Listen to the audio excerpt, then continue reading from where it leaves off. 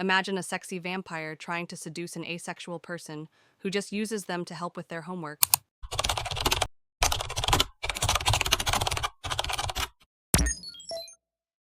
The dimly lit library was quiet, save for the soft rustle of pages turning and the occasional flicker of candlelight. At a corner table, Ilara, a centuries-old vampire with an aura of irresistible allure, leaned forward, her crimson lips curling into a sultry smile. Her piercing gaze locked onto the person across from her, a college student named Jamie, who was buried in a mountain of textbooks and highlighters. "You've been working so hard," Ilara purred, her voice like velvet. She reached across the table, her pale fingers brushing against Jamie's hand. "Don't you think it's time for a break?" Jamie didn't even look up. "Not now, Ilara. I've got a calculus midterm tomorrow and I still don't understand partial derivatives." Ilara blinked, her seductive demeanor faltering for a moment. She wasn't used to being ignored. Most humans fell under her spell with little more than a glance. But Jamie was different. They were asexual, utterly uninterested in her charms, and yet somehow Ilara kept coming back. Maybe it was the challenge, or maybe it was the fact that Jamie was the only person who didn't treat her like a predator.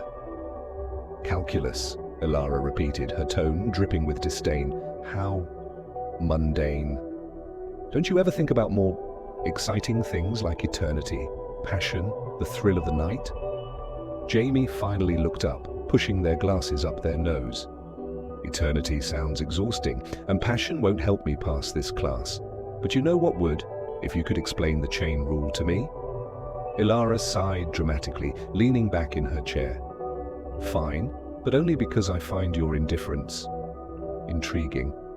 She snatched the textbook, scanning the page with her supernatural speed. "The chain rule is child's play. Simply take the derivative of the outer function and multiply it by the derivative of the inner function. See? Easy." Jamie's eyes lit up. "Oh, that makes so much more sense now. Thanks, Ilara. You're a lifesaver." Ilara smirked, her fangs glinting in the candlelight.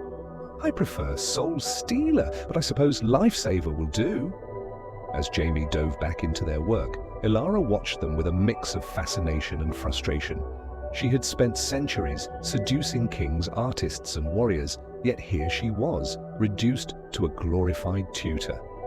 And yet there was something oddly refreshing about Jamie's blunt honesty.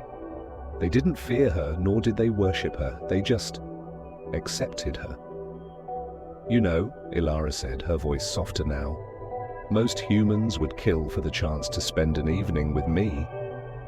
Jamie glanced up again, their expression deadpan.